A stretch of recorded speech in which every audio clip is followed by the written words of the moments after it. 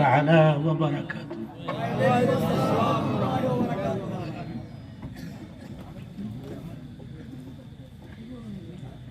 রাত অনেক হয়ে গেছে,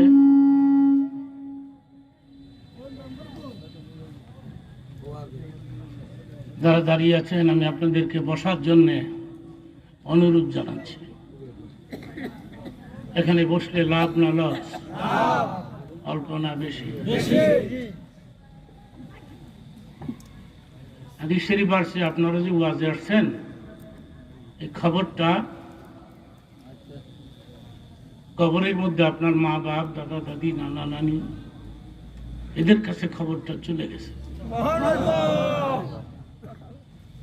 দাঁড়ায় থাকলে এটাও চলে গেছে, বসলে এটাও চলে গেছে।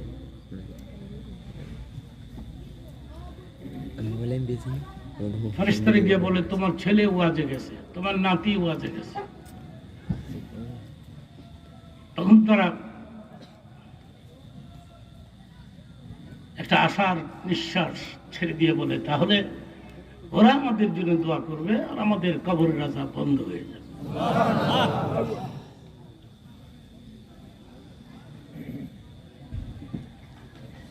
আমি আসলে এই প্রোগ্রামটা নিয়েছি একটি কারণে, শুধুমাত্র আপনাদেরকে দেখার জন্য।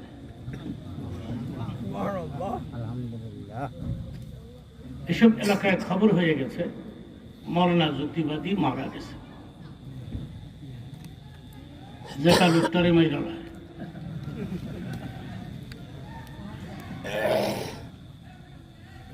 আমি আসছি যে আমি আসলে মরি নাই, আপনাদেরকে দেখতে আসছি। ইদ্রিস সাহেব আমার অত্যন্ত ভক্ত মানুষ, অনেক আগে থেকে তিনি আমাকে দাওয়াত করেছেন, বলেছেন এলাকার লোকেরা আপনাকে দেখতে চায়। এ কথাটা কি আসলে রাইট? আপনারা আমাকে দেখতে পাচ্ছেন? পছন্দ হয়েছে? ঠিক আছে।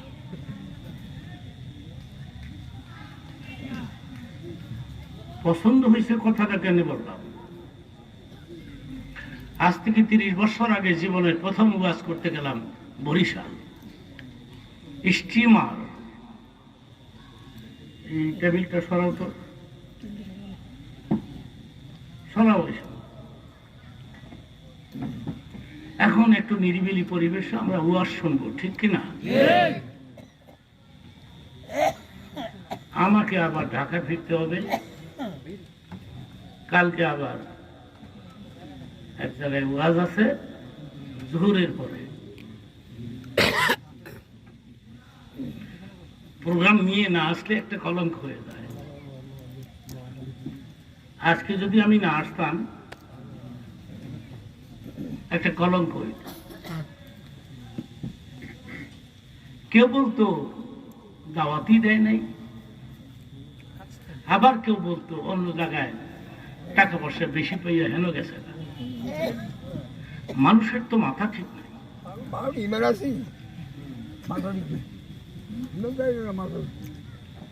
আমার আবার নেচার কি জানেন? প্রোগ্রাম নিলে আমি মিস করি না, ওয়াজ কম করি কিন্তু মিস করি না।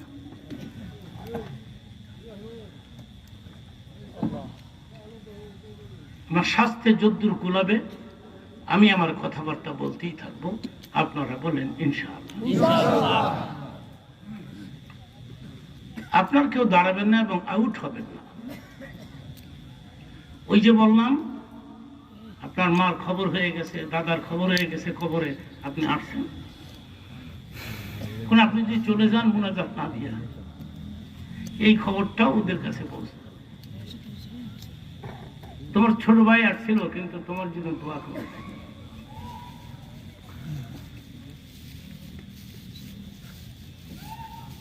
বৃহত্তম নোয়াখালী,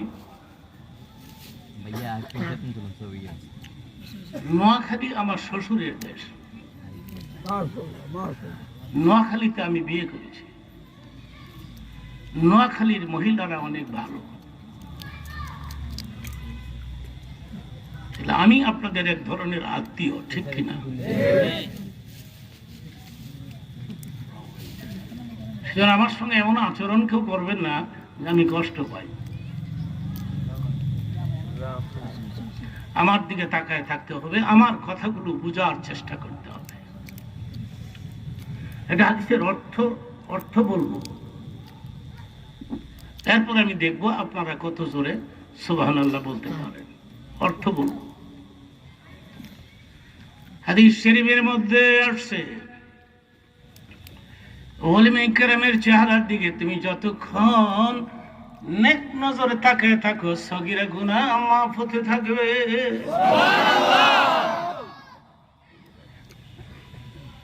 হুজুরদের চেহারার দাম কত? ওদের ঢাকাতে এক শ্রেণীর লোকেরা আমাদের কাঠ মোল্লা করে, আমাকে বলে কাঠ দিয়ে বানাইছে। আচ্ছা আপনারা বলেন আমাদেরকে কাঠ দিয়ে বানাইছে? কাঠ মোল্লা বলে কেন? এই লোকটা বোকা। এখন কি আবার এক শ্রেণীর লোকেরা বলে মোল্লার দৌড় মসজিদ পর্যন্ত, মসজিদের বাইরে বলে আমাকে দৌড় নাই।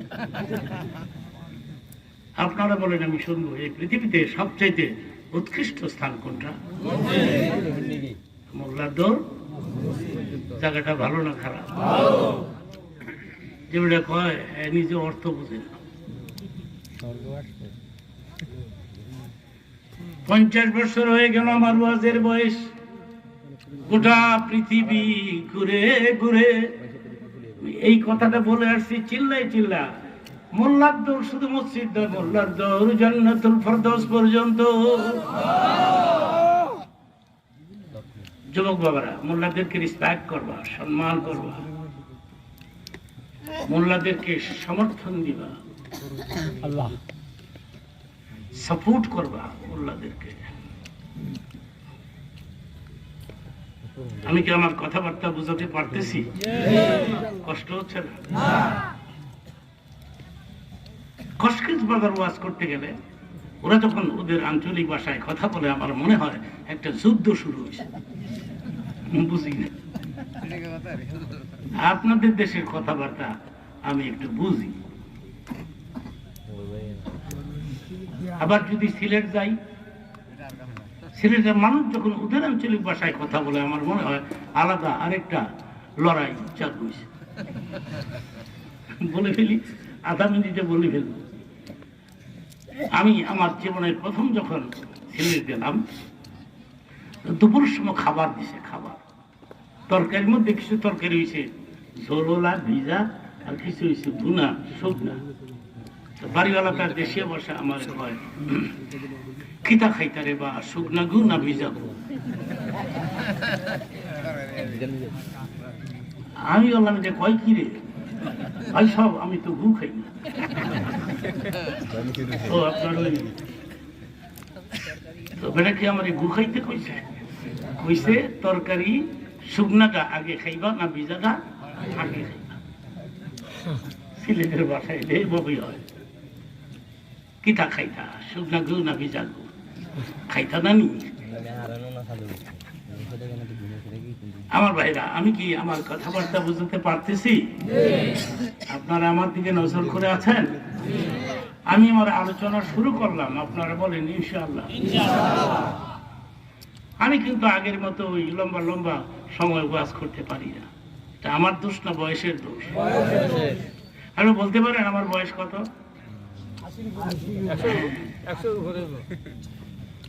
তা আপনারা বলেন 80 বছরের বৃদ্ধ লোকটা কতক্ষণ কথা বলতে পারবে? এটা আপনাদের বিবেচ্য বিষয়। যাদের সাথে ওয়াজ করতাম কেউ নাই, সব জান্নাতে চলে গেছে। যাদের সাথে ওয়াজ করতাম আমি নাই তো তারা।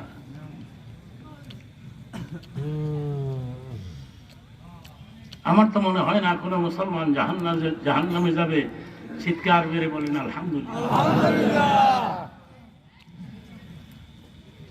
বোঝার চেষ্টা করবেন প্রতিটি কথা। আমার মনে হয় না কোনো মুসলমান জাহান্নামে যাবে। মুসলমানগুলি যদি জাহান্নামে যায় আল্লাহ যে এত বড় বড় জান্নাত বানাইছে ওটার মধ্যে থাকবে কে? হাদিস শরীফে আছে ছোট জান্নাতটা হবে, কথা শেষ হবে, চিল্লায় সুবহানাল্লাহ বলতে হবে, এখন না, কথা শেষ হোক। হাদিসে আছে ছোট জান্নাতটা হবে পৃথিবীর 11টার সমান।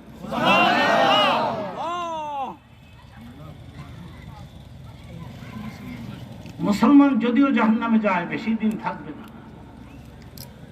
একদিন আল্লাহ তাআলা মুসলমানদেরকে জাহান্নামের ভেতর থেকে খুঁজে খুঁজে বের করে জান্নাত দিয়ে।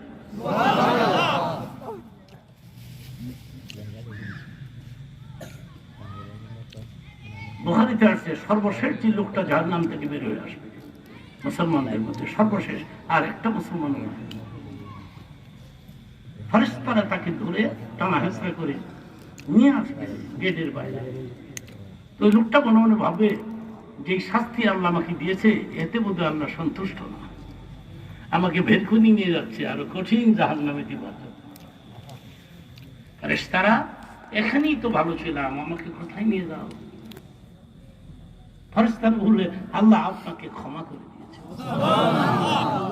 তবে বলুন সুবহানাল্লাহ, সাথে কারো দুশমনী নেই তো? হাদিস শরীফের মধ্যে আছে সুবহানাল্লাহ তামলাউল মিজান, এই পৃথিবীতে যারা বেশি বেশি করে সুবহানাল্লাহ পাঠ করবে কিয়ামতের দিন মিজানের পাল্লায় ওদের ওজনকে ভারী করে দেয়া হবে।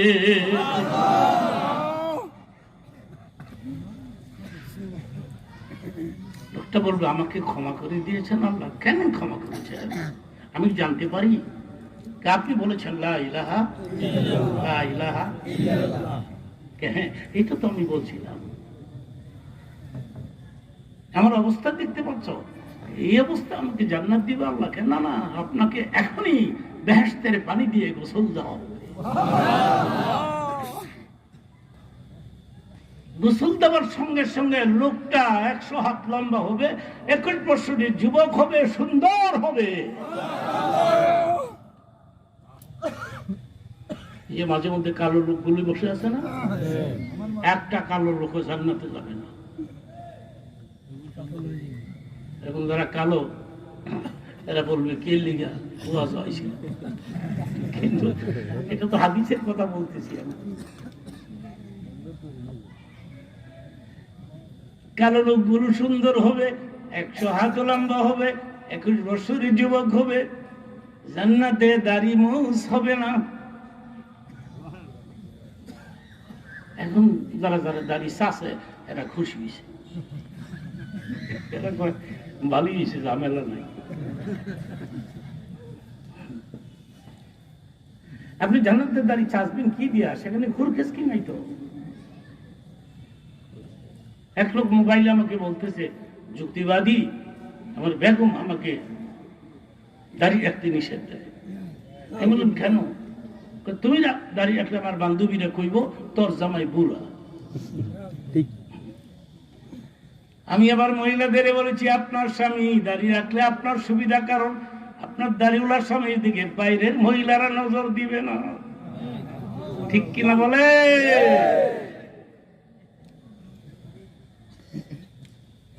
দাড়িটা রাখবেন, দাড়ি রাসূলের সুন্নাত, দাড়ির খাতিরে কবরের আযাব মাফ হয়ে যায়। আমি ছোট্ট একটা হাদিসের আলোচনা করবো এখন। ইন্নাল্লাহা ইস্তাহি মিন শাইবাতিল মুসলিম, এটা হাদিসে কুদসি, আল্লাহর কথা। অর্থটা করব, চিল্লায়া সুবহানাল্লাহ বলবেন। রেডি? অর্থ করতেছি কিন্তু। আল্লাহ বলেন মুসলমানদের মধ্যে যাদের চুল দাড়ি সাদা হয়ে গেছে,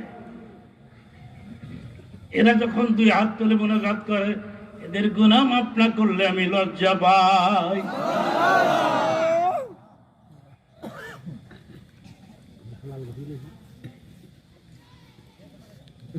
এই ওয়াজ শোনার পরে এক লোকের তাসির হয়েছে, বাসায় গিয়ে ছেলে মেয়েদের ডেকে বলতেছে এই শোন, আমার তো চুল দাড়ি সাদা হয় না, এখানেই যদি মরে যাই তাহলে একটা কাজ করিস। কি কাজ? ময়দা দিয়া আটা দিয়া চুল দাড়ি সাদা করিয়া পরে খবর দিস। খোদার ক্ষুদ্র কিছুদিনের মধ্যে লোকটা মারা গেল। ওসিয়ত পুরা করা লাগে না, ময়দা দিছে, আটা দিছে, সাদা কইরা কবরস্থানে কবর দিয়া চলে আসছে।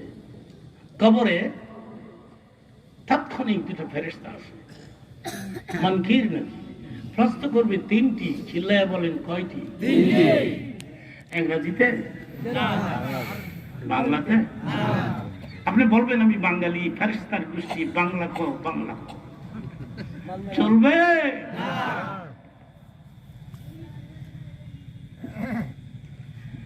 ইন্টারন্যাশনাল ল্যাঙ্গুয়েজ হচ্ছে আরবি।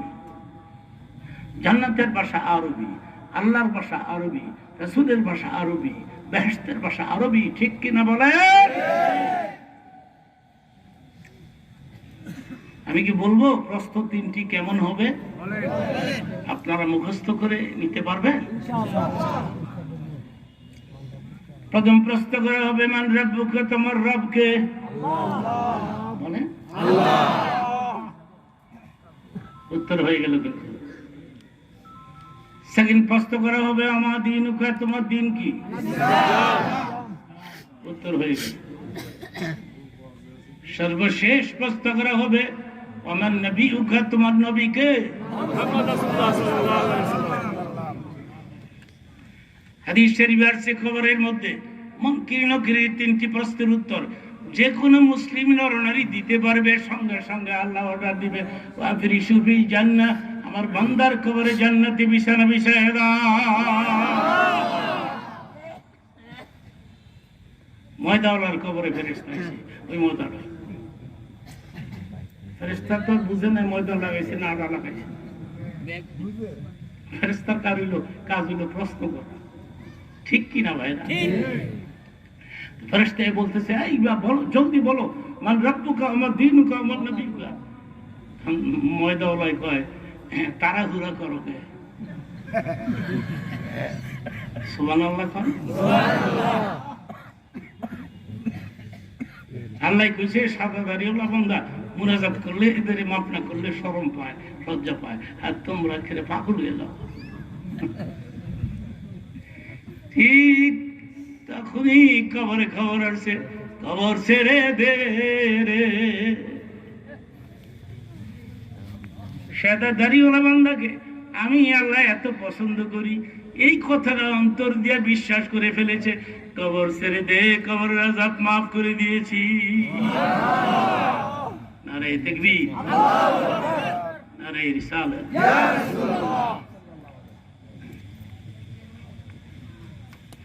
আমি জন্মগতভাবে সুন্নি, জন্মগতভাবে মানি।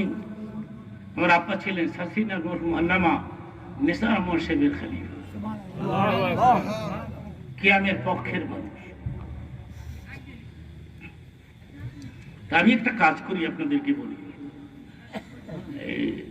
কোন দেশে যাইয়া যদি দেখি যে সমস্ত লোকরা দাঁড়াইছে, তাহলে আমিও দাঁড়াই। আবার কোন দেশে যাইয়া যদি দেখি কেউ দাঁড়ায় না, আমিও দাঁড়াই। গন্ডগোল লাগানো। এক লোক দাওয়াত দিছে, দুই মৌলবী, একটা ওয়াহাবি একটা সুন্নি, মিলাদ স্টার্ট হয়েছে, পরে এক হুজুর দাঁড়াইছে আর এক হুজুর বসে। বাড়িওয়ালাকে আমি কি করবো? আমি দোনোটারে খুশি করবো। আমি অর্ধেক খারাইলাম, অর্ধেক কইলাম, রুকুর অবস্থা দিয়েছে। বাড়াবাড়ি কই না। যাদের পা নাই, পঙ্গু, দুর্বল, এরা না হয় না দাঁড়াবে। ঠিক কিনা? আমাদের পা আছে, শক্তি আছে, দাঁড়াইতে পারি, আমরা দাঁড়াবো। ঠিক কিনা বলে? কতক্ষণ ধরে কথা বলতেছি, আরো কিছুক্ষণ বলবো।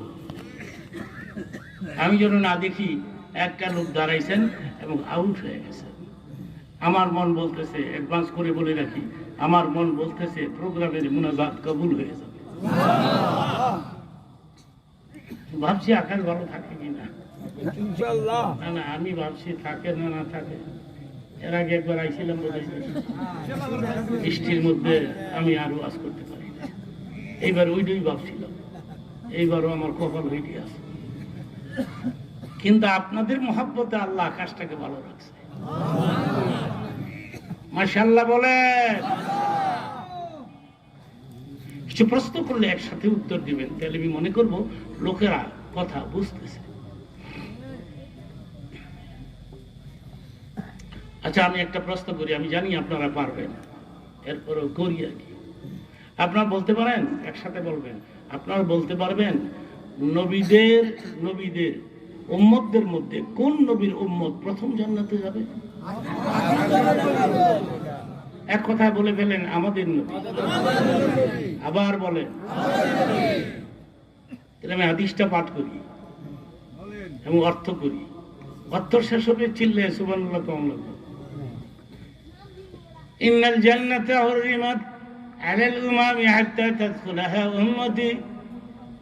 নবীজি বলেছেন, দুনিয়ার সমস্ত নবীদের উম্মতদের জন্য জান্নাতগুলো হারাম হয়ে থাকবে, হালাল হবে না ততক্ষণ যতক্ষণ আমার উম্মতগুলো জান্নাতে প্রবেশ না করবে।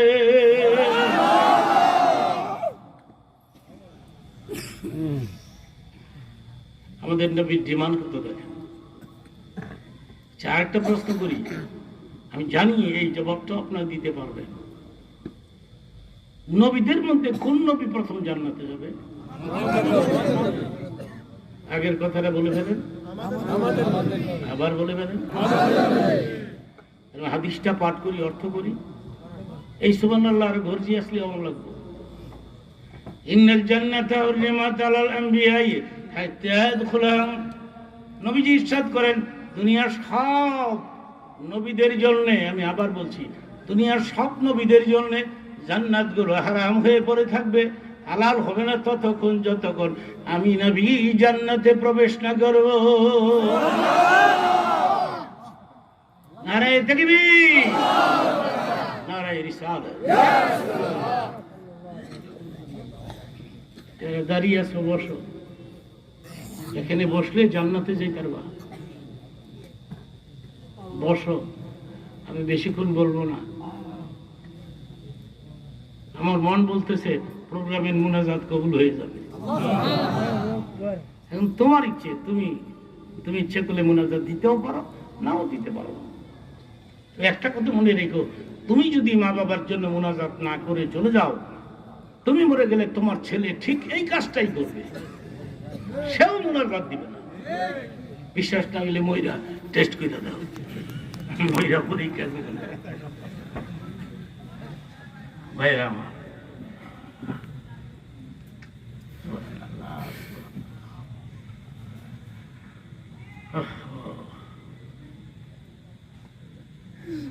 কথাটা একটু ক্লিয়ার করে দিই।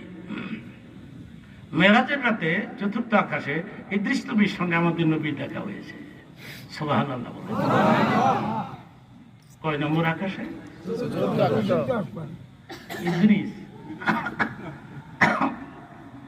ইদ্রিস নবী বেহেশতের বারান্দাটা ঘুরে, ভেতরে ঢুকে না।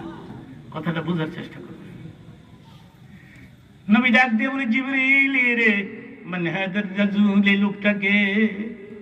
নবী গো, এটা তো ইদ্রিস নবী। ওরে ইদ্রিস, ইদ্রিসের কথা তো আমি জানি, কোরআন শরীফের মধ্যে পেয়েছি। ওয়াদকুর ফিল কিতাবি ইদ্রিস ইন্নাহু কানা সিদদিকান নাবিয়্যা ওয়া রাফা'নাহু মাকানান আলিয়্যা। ইদ্রিসকে আল্লাহ পাক আকাশে উঠাই নিয়ে গেছে। কেমনে নিছে আমি কি 2 মিনিটে বলবো? আমার দিকে নজর করে আছেন, নিচের দিকে তাকাবেন না।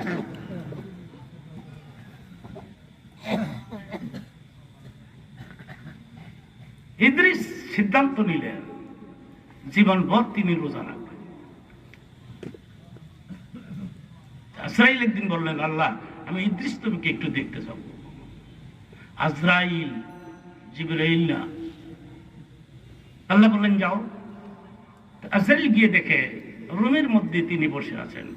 তো দরজা দাঁড়ায় আজরাইল সালাম দিলেন, আসসালামু আলাইকা ইয়া ইদ্রিস আলাইহিস সালাম। আসসালামু আলাইকুম। তিনি বললেন, ওয়ালাইকুম সালাম। কে তুমি? আমি আজরাইল। নবীরা কি আজরাইলকে ভয় পায়? আমরা ভয় পাই। ওই কোনার দ্বারায় যদি একজন এখন ডাক দেয় আপনার এদিকে আমি আজরাইল আইছি, কিরকম আরাম লাগবে। যাই কইব কি দিকে ওয়াজ হয়েছিল।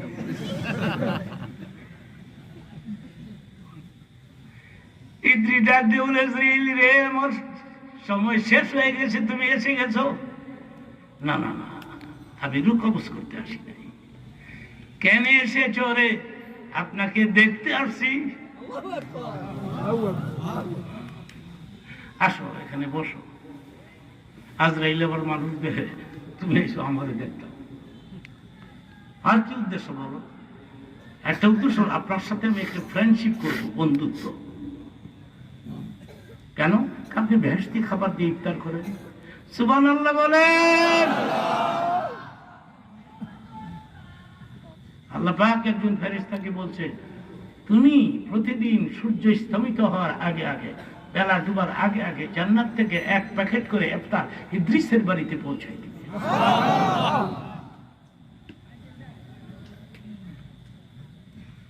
বেহেশতি খাবার দিয়ে আপনি ইফতার করেন, সেই জন্য আমি আসছি আপনার সাথে বন্ধুত্ব করতে। ইদ্রিস বললেন, বন্ধুত্ব করতে পারো, তবে দু একটা কাজ আমার করতে হবে। কি কাজ? আমার রুহটা এখনই কবজ করো।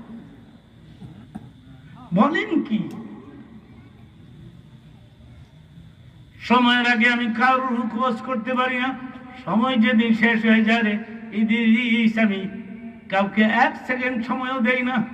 ইদা জাআ আজালুহুম লা ইস্তাখিরুনা সাআ। আমার মৃত্যু এক সেকেন্ড আগেও হবে না, এক সেকেন্ড পরে হবে না। ঠিক কিনা বলেন ভাইরা? তবে পারি, আল্লাহ যদি পারমিশন দেয়। আল্লাহ বললেন, পারমিশন দিলাম, রূহ কবজ করব। কথাটা খেয়াল করবেন। তবে রে আজরাইল, তুমি একটা কাজ করবে। কি কাজ? রূহ কবজ করে রূহটা তোমার হাতের মধ্যে রেখে দিবে। কিছুক্ষণ পরে রূহটা ছেড়ে দিবে, ইদ্রিস আবার জীবিত হয়ে যাবে। তাই করা হলো। রূহ কবজ করে হাতে নিয়ে আসছে, ইদ্রিস ত্রাস করে পড়ে গেছে। রূহ ছেড়ে দিলে ইদ্রিস আবার জীবিত হয়ে গেছে। জীবিত আর বরাবর পরে বলেন, আজরাইল রে, আমাকে একটু ধরবে রে, আমি ক্লান্ত, আমি দুর্বল হয়ে গেছি। সাকরাতুল মাউত, মৃত্যু যন্ত্রণা যে কত কঠিন, যেদিন মরবো সেদিন বুঝবো। এখন তো মৃত্যুর কথা আমাদের মনে হয় না। আমাকে একটু ধরো, একটু বসে দাও দাও, আমি ক্লান্ত, পরিশ্রান্ত, আমার কলিজা ফেটে গেছে, পানি পিপাসা লাগছে।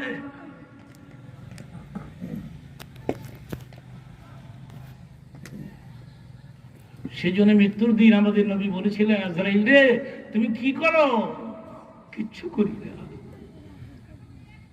এই যে আমার সিনার উপরে হাত রাখছো, আমার মন কয় গোটা দুনিয়া আমার বুকের মধ্যে রেখে দিয়েছ। না গো নবী, আমি হাতটা রাখছি। তখন নবী বলেন, আজরাইল রে, আমার একটা আবদার চলবে নি। বলেন, তুমি শুধু হাত রাখছো আমার বুকের উপরে, মনে হয় দুনিয়াটা রাখছো। কত কষ্ট, কত যন্ত্রণা।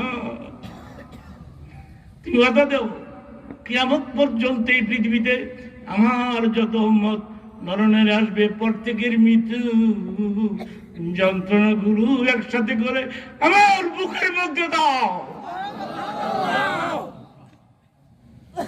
আমার বুকে চাপায় দাও।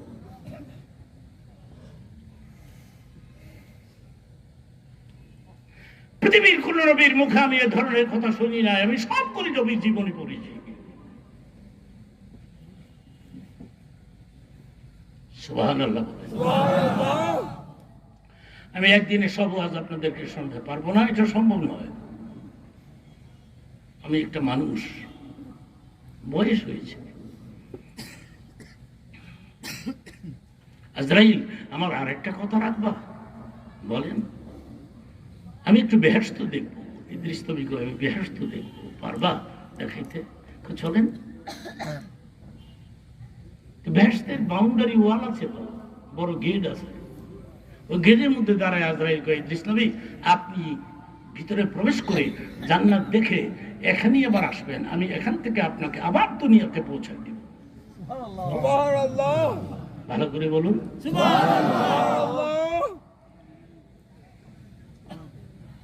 আপনাদের কষ্ট হচ্ছে?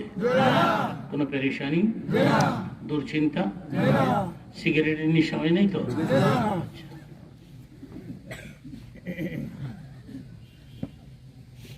কিছুক্ষণের মধ্যে আমি মুনাজাত দিব, তওবা করতে, তওবা করবো। আপনারা, আমি জানতে চাই, আপনারা বলুন আমার সঙ্গে তওবা করতে রাজি? হাত তুলতে রাজি? অহংকার করছি না, আমার হাত স্বাধীনের পর থেকে নিয়ে শুরু করে প্রতি বছর আল্লাহর ঘরের গিলাপ ধরার সুযোগ পায়। 2 বছর ধরে আমি যাইতে পারি না, করোনার যন্ত্রণা। এইবার রমজানে, কামিং রমজানে আমি উমরা করতে যাব, আপনারা একবার বলেন ইনশাআল্লাহ। আলহামদুলিল্লাহ। ওখানে যাই আমি আপনাদের জন্য দোয়া করব না, আপনার আমার আত্মীয় মানুষ, ওখানে গিয়ে দোয়া করবো না আমি।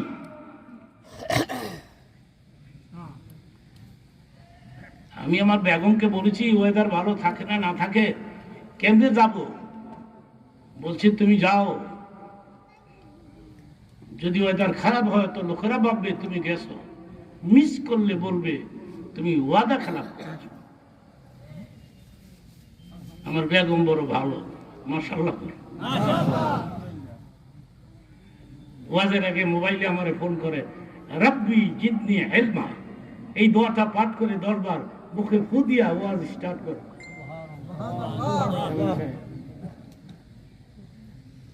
আমার দোয়া শিখায়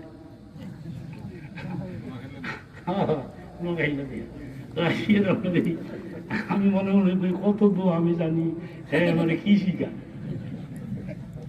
অনেক ভালো।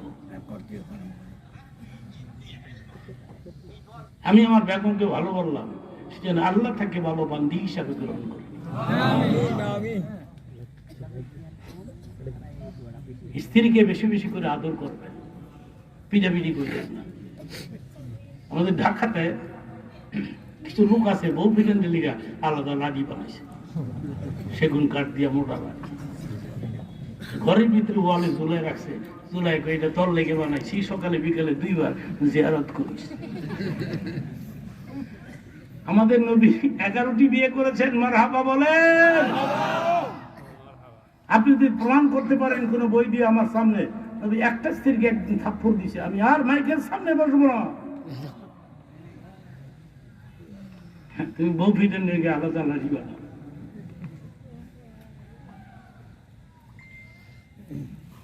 বউরে বেশি বেশি করে আদর করবা। বউ রাগ করলে তুমি বুঝতে পারো না রাগ করছে, কথা কয় না কে? বুড়ায় কি কয়? বুড়া বয়স বুড়া হয়, ভালোবাসা বুড়া হয়? যুবক বাবারা মা বাবাকে এক বিছনায় এক খাটে ঘুমাইতে দিবা, সেপারেট করবা না। মা বাবার জন্য দামি খাট কিনে দিবা, তোষক দিবা, দামি কম্বল দিবা, বলবা তোমরা দুজন একসাথে ঘুমাইবা।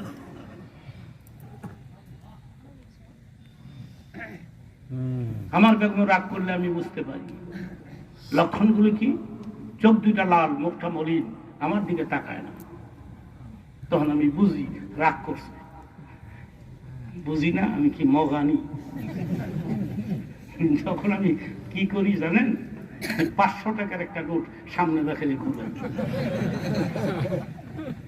মনের সব কথাই শোনায় গেলাম, আর কি টাকাটা যখন ঘুরাইতে তখন মুসকি হাস দিয়া টাকাটা নিয়ে। আচ্ছা, আমি যে দৃষ্টাবের কথাটা 1 মিনিট পরে বলি। ওই একটা হাদিসের কথা বলি। নবী বলেন আমার আয়েশা রাগ করলে আমি বুঝতে পারতাম, চিল্লায় বলেন সুবহানাল্লাহ। খাদিজা রাগ করে নাই জীবনে। খাদিজার সাথে রাসূলের দাম্পত্য জীবনে একটানা 25 বছর একদিনও নবীর সাথে রাগ করে নাই।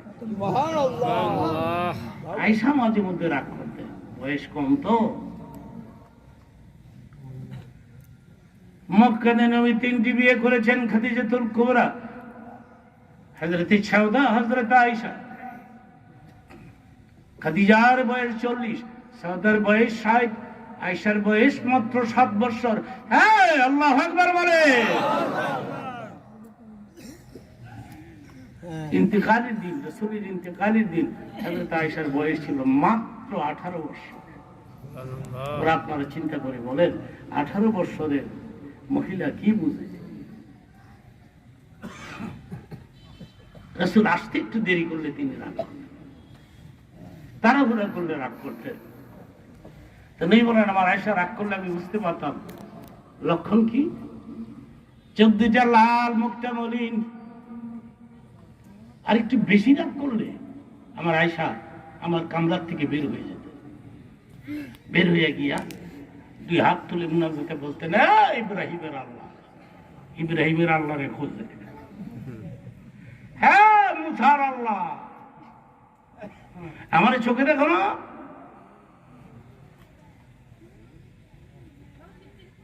তখন নবী আস্তে করে পেছন দিক দিকে যাইয়া আয়েশাকে জড়িয়ে ধরে বলতেন, মুসার আল্লাহ আপনার উপকার করবে, ইব্রাহিমের আল্লাহ আপনার উপকার করবে, আমার আল্লাহর দোষ কি? বিশুদ্ধ হাদিস, কিচ্ছা কল্পনা। তখন আয়েশা মুস্কি হেসে পেছনের দিকে তাকাইয়া নবীর সিনা মোবারকে কপাল টাকাইয়া বলতেন, নবী গো, যদিও আমি মুসার নাম নিছি, ইব্রাহিমের নাম নিছি, কিন্তু আমার অন্তর যে শুধু, আমার অন্তর ভরে যে শুধু আপনার নাম। আল্লাহু আকবার বলেন।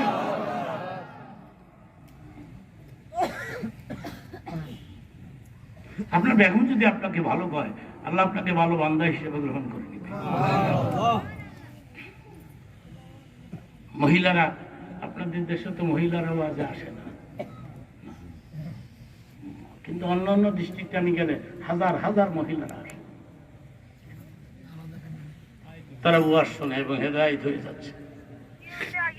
স্বাধীনের পরে আমার স্বাধীনের পরে এদেশে যদি ওয়াজ নসিহত না হইতো, এদেশের মানুষ জানোয়ার হয়ে যেত। সেই প্রোগ্রামটাকে ধরে রাখবেন, বছরে একবার ভালো ভালো বক্তা আছে, এদেরকে দাওয়াত দিয়ে নিয়ে আসবেন, তারা বয়ান করবে, আপনারা শুনবেন, দোয়া হবে। কি ফায়দা হবে? 2টি ফায়দা হবে নগদ। নাম্বার 1, আমি যখন মুনাজাত দিব, এলাকার সমস্ত মুর্তাদের কবরের আযাব বন্ধ হয়ে যাবে।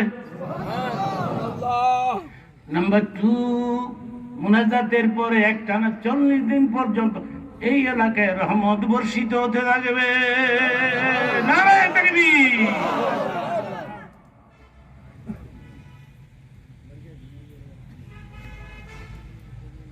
আপনারা বলেন, আমি শুনবো। আমাদের নবীর আগে কোন নবী জান্নাতে যেতে পারবে? এই ইদ্রিসের কথাটা বলে ফেলি। জিবরিল ইদ্রিসের কাছে আমাকে নিয়ে যাও, আমি কথা বলবো তার সাথে। একবার ইদ্রিসের কাছে গিয়ে আমার নবী বললেন, আসসালামু আলাইকা আখি ইদ্রিস, ও ভাই ইদ্রিস, আসসালামু আলাইকুম। ইদ্রিস জিবরাইল কাছে জানতে চাইলেন, আমাকে সালাম দিল কে? আমি আমার জীবনে এত সুন্দর পুরুষ দেখি নাই।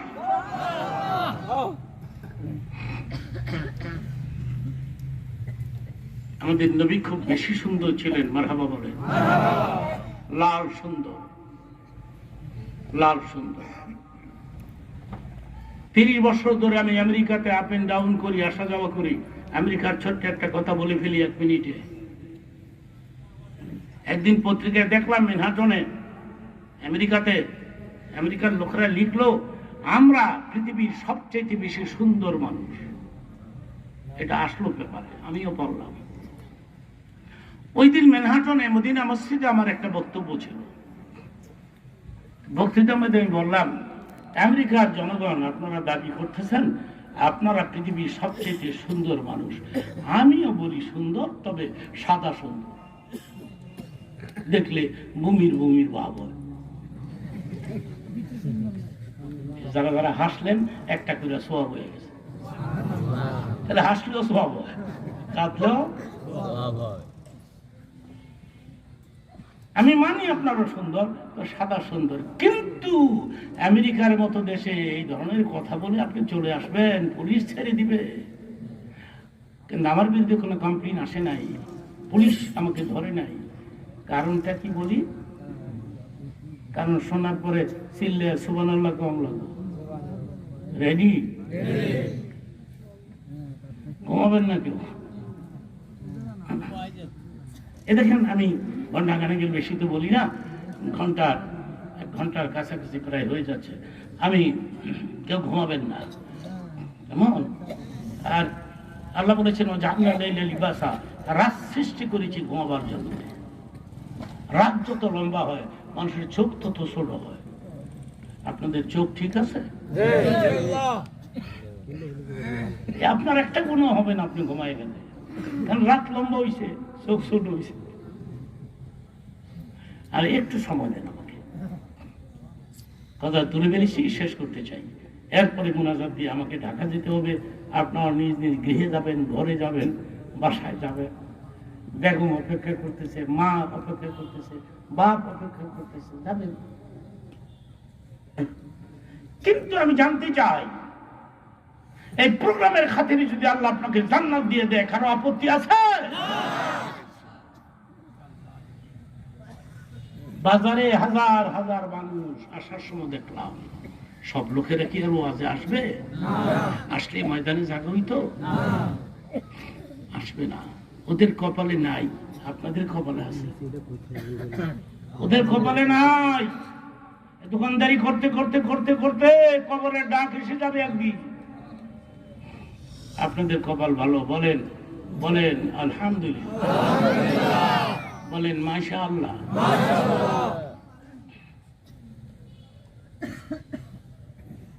তারপরে কি হলো? কোন কথাটা বলতেছিলাম? ও, এই যে দেখেন, কেন আমাকে পুলিশ ধরে নাই? আমি বলছি আপনারা সুন্দর, সাদা সুন্দর, কিন্তু আমাদের নবী ছিলেন লাল সুন্দর।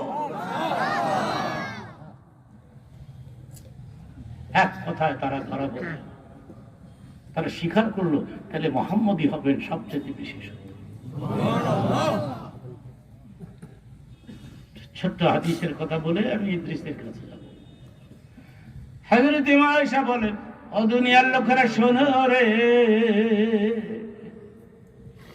আমার স্বামী মাঝে মধ্যে মুচকি হাসলে মুক্তার দানার মতো দাঁতগুলি বের হয়ে আসতো, তখন আমার মনে হতো কি জানো নি, পূর্ণিমার গোটা চারটা, পূর্ণিমার গোটা চারটা যেন আমার স্বামীর চেহারার মধ্যে নেমে এসেছে।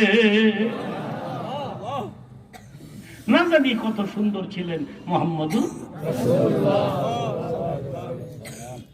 জিবরিল রে, এই লোকটা কে আমারে সালাম দিল? জিবরিল বললেন, তিনি রাহমাতুল লিল আলামিন। ইদ্রিস আফসোস করে, আহারে আমার কপাল, আমি কেন আগে সালামটা দিতে পারলাম না। যুবক বাবা, তোমাদেরকে একটা প্রশ্ন করি, আগে সালাম দিলে লাভ না লস? আগামী মিনিটে একটা হাদিসের কথা বলে ফেলবো। ওয়াস্তব মনে থাকতো না, এটা আমি জানিও, তবে এই হাদিসটার কথা মনে রাখবো। হযরত আলী সবসময় আবু বকরকে আগে সালাম দিতেন, কিন্তু একদিন একেবারে কাছে চলে আসছে, আলী সালাম দেয় না।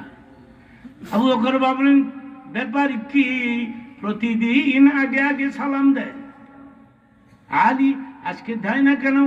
ঠিক আছে, আমি দিয়ে দেই, সালাম আলাইকুম। হযরত আলী বললেন, ওয়ালাইকুম আসসালাম। সালামের আদান প্রদান শেষ, হযরত আলী চলে গেলেন আপন গিয়ে। আবু বকর চলে গেলেন নবী পাকের দরবারে, যাইয়া বলেন, নবীজি গো, প্রতিদিন আলী আমাকে আগে সালাম দেয়, আজকে কেন দিল না? আমি কারণ জানতে চাই। সঙ্গে সঙ্গে নবী আলীকে ডাকলেন, আলী রে, আমার আবু বকরকে সালাম দাও নাই কেন? হযরত আলী বলেন, ইচ্ছা করে দেই, কারণ গেল রাত্রে ঘুমের ঘরে স্বপ্নে আমি জান্নাত দেখেছি, চিল্লায় সুবহানাল্লাহ বলে। হযরত আলীর কপাল কত ভালো, স্বপ্নে জান্নাত দেয়। আপনারা কেউ জান্নাত দেখছেন? জাহান্নামও দেখি না, জান্নাত কি কপাল হয়েছে আলী। নবীজি গো, আমি জান্নাতের ভেতরে প্রবেশ করেছি, প্রবেশ করে দেখি চমৎকার একটা কুরসি, কুরসির উপরে লেখা আছে এই কুরসি তারাই পাবে যারা আগে আগে সালাম দিবে। আমি চিন্তা করে দেখলাম এই কুরসিতে আবু বকর ছাড়া কাউরে মানাবে না, সেই জন্য সালাম বন্ধ করে দিয়ে ওনাকে সালাম দেওয়ার সুযোগ দিয়া সিংহাসনটা ওনার কপালে ভাগ করে দিলাম। بل يؤثرون على أنفسهم لو كان بهم خصاصة। অর্থটা করতেছি, হে নবী আপনি জানেন আপনার সাহাবীদের ক্যারেক্টার কেমন জানেন? শোনেন তাহলে আমি বলি, আপনার সাহাবীদের চরিত্র হলো নিজেদের প্রয়োজন থাকা সত্ত্বেও অন্যের প্রয়োজনের প্রাধান্য দেয়। আর আমাদের ক্যারেক্টার হলো চাচা আপনার জান বাঁচা। ঠিক কিনা বলে? সে অনেক যুগের আগের কথা, আজ আমি নিজে বলে ফেলি। লোকেরা তখন ঘোড়ায় চড়ে বিয়ে করতো ঘোড়ায় চড়ে দুলা যাইতো। এখন ঘোড়া নাই, আসলো পালকির সিস্টেম। এখন পালকি নাই, এখন প্রাইভেট কার সাজাইয়া দুলা যায় বিয়া করত। প্রাইভেট কার এমন সাজাইছে রে, মনে হয় এই যে দিয়া জিবরাইল আইব। এক পয়সা সোয়া বইত।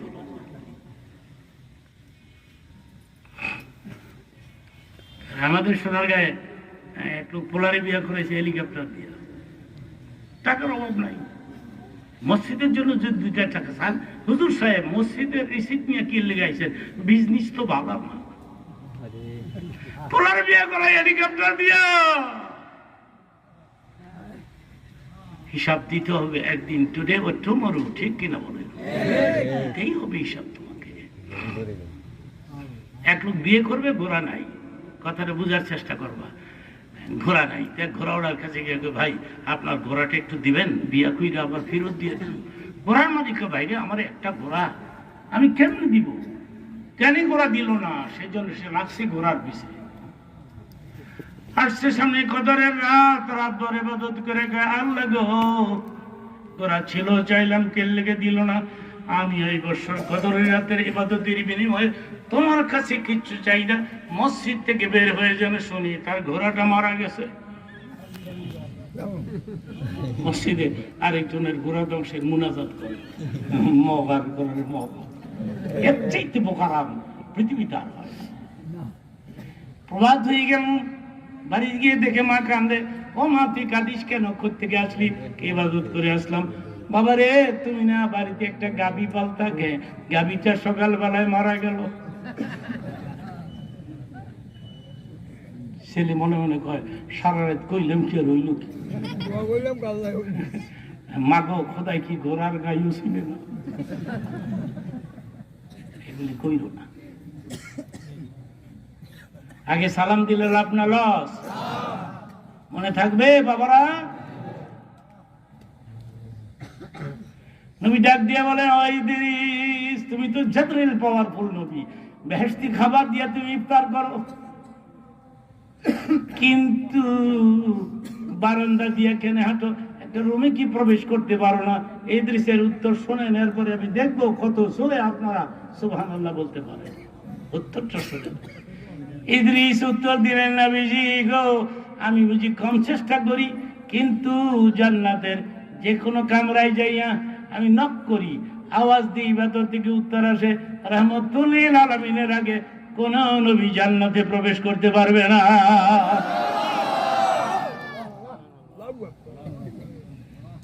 এই বসো। মাসুম বাচ্চারা প্রোগ্রাম আসছে,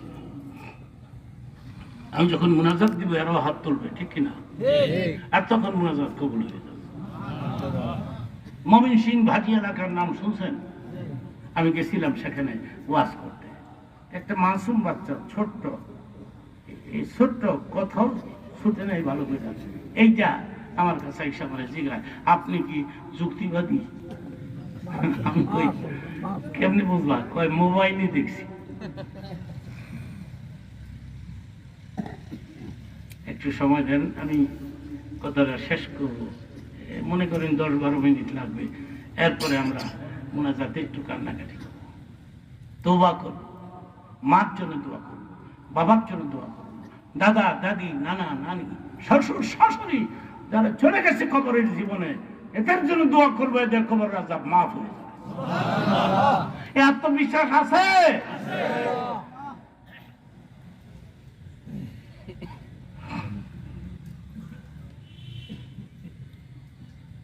একটা প্রশ্ন করি সর্বশেষ,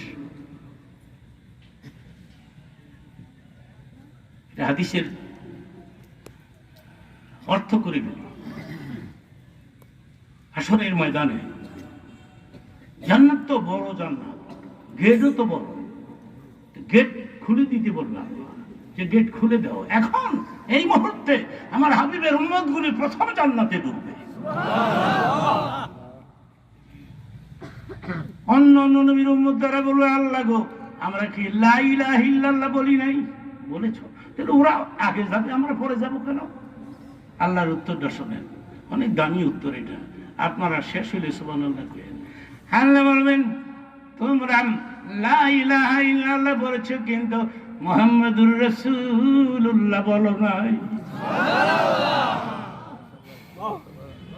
তোমরা বলেছো লা ইলাহা ইল্লাল্লাহ আদম সাবিউল্লাহ, লা ইলাহা ইল্লাল্লাহ ইব্রাহিম খলিলুল্লাহ, মুসা কালিমুল্লাহ, ঈসা রুহুল্লাহ। ওরা মুহাম্মাদুর রাসূলুল্লাহ বলছে, এজন্য ওরা আগে যাবে। আল্লাহু আকবার বলে। আরেকটা উত্তর আল্লাহ দিবে, ওরা তোমাদের চাইতে বেশি ইবাদত করছে, 12 মাস রোজা রাখছে। কয় মাস রাখছেন? রাখছেন কয় মাস? আল্লাহ ডিক্লার দিবেন কয় মাস? মিশকাত শরীফে একটা হাদিসের মধ্যে আছে, রমজানে 30টি রোজা রাখার পরে কেউ যদি শাওয়ালের আরো 6টা রোজা রাখতে পারে, কান্নামা সামাদ দাহরা কুল্লাহ, সে যেন 1 বছর পর্যন্ত রোজা রাখলো। যুবক বাবারা, তোমাদের একটা প্রশ্ন করি, তোমরা উত্তর দাও। রোজা চলে গেছে না আসতেছে? রাখবা টাকবা তো নাকি? নাকি আবার গেস্টিক স্টার দিব? আমার এক ভক্ত মিরপুরে থাকে, আসলেও গেস্টিক। কয় হুজুর আমি পারি না। আমি ট্রাই করো, চেষ্টা করো। প্রথম রোজার দিন 10 বার ফোন করছে, হুজুর ভাঙ্গালাই। আমি কই একটু একটু একটু একটু করতে করতে প্রথম রোজাটা রাখা হয়ে গেল। সেকেন্ড রোজা কষ্ট হয় নাই, থার্ড রোজা কষ্ট হয় নাই। 30 রোজা রাখার পরে টিফিন কারি ভর্তি করে ভুনা গোশত খিচুড়ি লইয়া আমার বাসায় এসে বলছি, হুজুর দোয়া করবেন, আমার গ্যাস্ট্রিক ভালো হয়ে গেছে। একসাথে বলেন তো দেখি কত শক্তি আছে। এই পৃথিবীতে সবচেয়ে বড় ডাক্তার কে? আরেকটা কথা বলি, এটা অনেক দামি কথা। এই যে মাসুম বাচ্চাগুলি আমার সামনে বসে আছে, এরাও তো মাসুম। তুমি হেফজ শেষ করছো? সুবহানাল্লাহ। আপনি কি মনে করছেন? কি মনে করলেন আপনি? এর এই জায়গার মধ্যে 30 পারা কোরআন আছে। বুক ফাললে দেখা যাইব? আছে কিনা? এই বসো মিয়া, আছে কিনা? কি মনে করলেন? এত এই অল্প বয়সে কেমনে হেফজ শেষ করলো? আমি আগামীতে আরেকবার আসলে খুশি হবেন? খুশির আওয়াজে তো আসতে খুশি হবেন? আপনার বাসায় বেড়াবো, আমার বেগমরি নিয়ে নাকি খরচ বেশি হইব?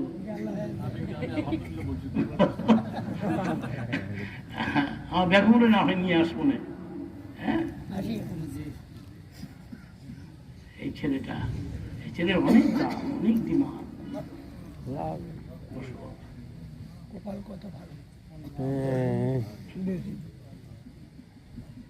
মাদ্রাসায় একটা ছেলে দেন, নিজে হাফেজ হতে পারলেন না, হাফেজের বাপ হন, দাদা হন, শ্বশুর হন, অনেকে আবার আমারে বলে আমি শ্বশুর হইতে চাই, কিন্তু আমার মেয়ে রাজি হয় না। মেয়ে আবার 10 পাস, মেট্রিক পাস। ভাবে গিয়া রাত্র 12টায় বাসায় গিয়া ঘুমাইতে উঠে, মা আমি একটু জান্নাতে যাইতাম চাই। যুক্তিবাদী কইছে হাফেজের শ্বশুর বিনা হিসেবে জান্নাতে যাবে, আমি একটু জান্নাতে যাইতাম চাই। মেয়ে কয় বেহেশত গেলে জানগা, আমারে ঘুমাইতে উড়াইছেন কে? আমি ইচ্ছে করেছি তোমাকে হাফেজের কাছে বিয়ে দিব। বাবার ঘরের বাবা যুক্তিবাদী ফেসগুলি লেখায়, অন্য হুজুরা কত সুন্দর ওয়াজ করে জায়গা। যুক্তিবাদী মাইকলি বলে মৌলানা বানাও, হাফেজ বানাও, মহিলাদের পর্দা করো, ফলনা করো, ধর্ণা করো। আমারে মৌলবীর কাছে বিয়ে দিব, রিস্কাওয়ালার কাছে দিতে পারবো না। এমনি জানে মোল্লার বউ হলে সিনেমা দেখা যাবে না, ঠিক কিনা বলো? মাদ্রাসা দেখি খুশি হয়ে গেলাম, এতগুলি ছেলের মাথায় পাগড়ি দিলাম। 50 বছর ধরে জীবনে কত পাগড়ি যে আমি মাদ্রাসার ছাত্রদের মাথায় বেঁধেছি। আমি মরে গেলে তারা দোয়া করবে, আল্লাহ আমাকে মাফ করে দিবে। আমি কবরকে ভয় পাই, আমি সিরিয়াসলি ভয় পাই কবরকে। আমার ভাইয়েরা, হাসরের ময়দানকে ভয় পাই না, কারণ সেখানে রাসূল থাকবে, ঠিক কিনা বলো?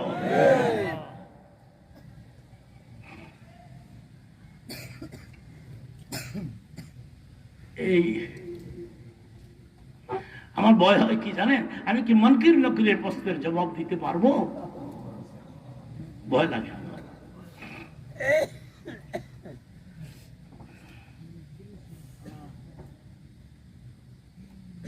আপনার মাসুম বাচ্চা যদি রোজা রাখতে চায়, নিষেধ দিয়ে না।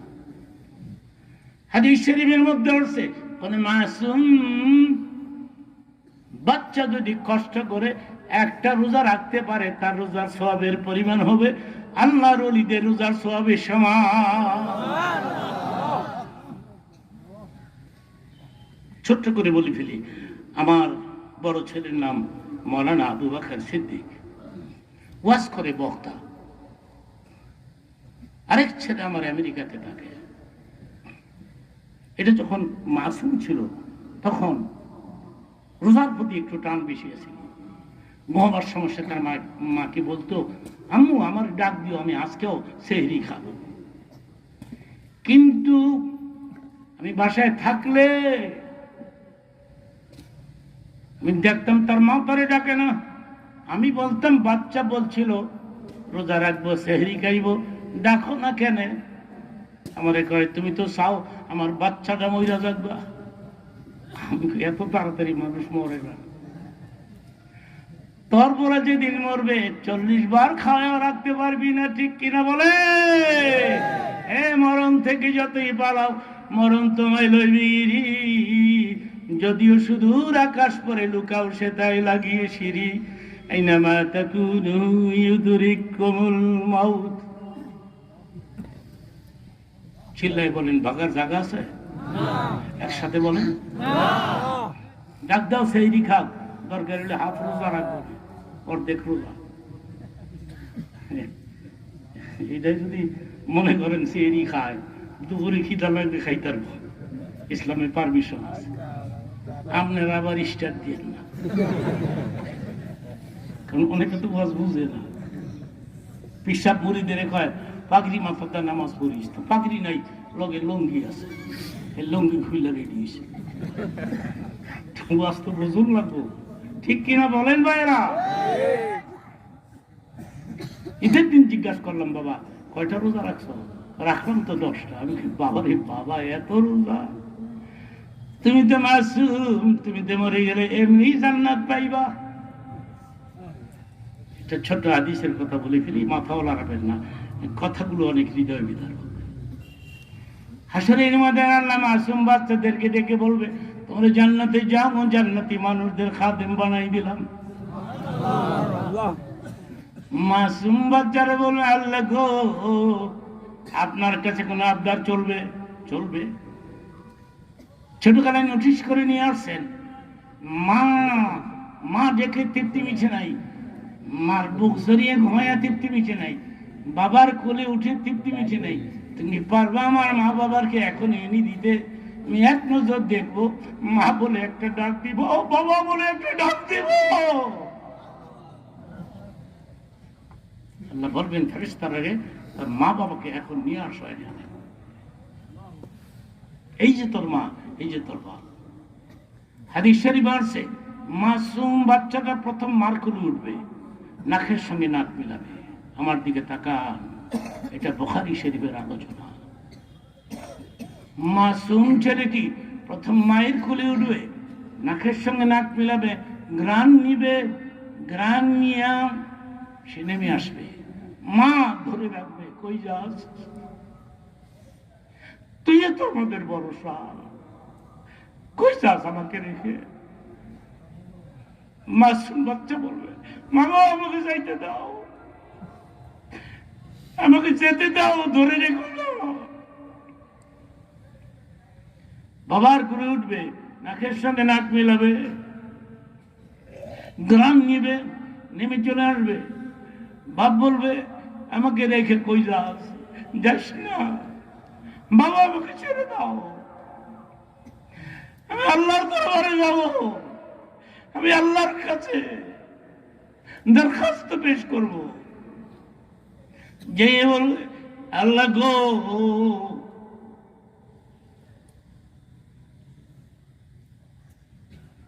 ছোটবেলায় নোটিশ করে নিয়ে আসছো, আমি যেদিন মরে গেলাম আমার মা কাঁদতে কাঁদতে কবরস্থান পর্যন্ত চলে আসছে আর বলছে, ও আমার আল্লাহ, এটা তুমি কি করলা? কেন তুমি আমার সন্তান বুক খালি করে নিয়ে গেল? আল্লাহ, তোমার কাছে আরেকটা আবদার করতে পারবো? করো। তুমি পারো না আমার মা বাবাকে মাফ করে দিতে? পারি। আমি কোনটা পারি না বল? তাহলে আমার মা বাবার মাফ করে দাও, ওদের সাথে আমার জান্নাত দাও, জীবন ভর এদের খেদমত করবো। হাদিস শরীফ আছে, আল্লাহর রহমতের জরিয়াতে জোশ মারবে, তখন তিনি ডিক্লার দিবে, ফেরেশতারা গোটা হাসরের ময়দানে এলান করে দাও, সমস্ত মাসুম ছেলে মেয়ে এদের নাকের ঘ্রাণ আমি বৃদ্ধি করে দিলাম। সে তারা নাকের ঘ্রাণ দিয়া মাকে বাবাকে খুঁজে বের করে জান্নাতে চলে যেতে বলো, জান্নাতে চলে যেতে বলো।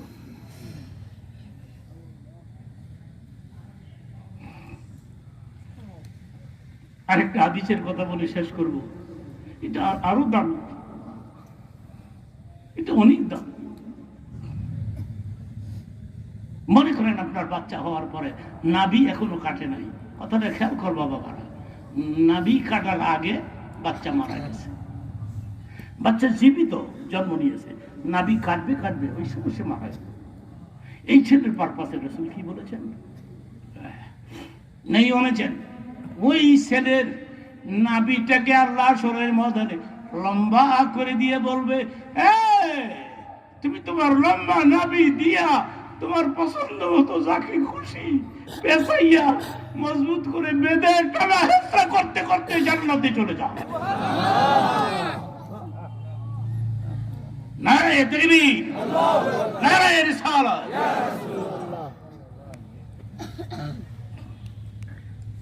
সেজন্য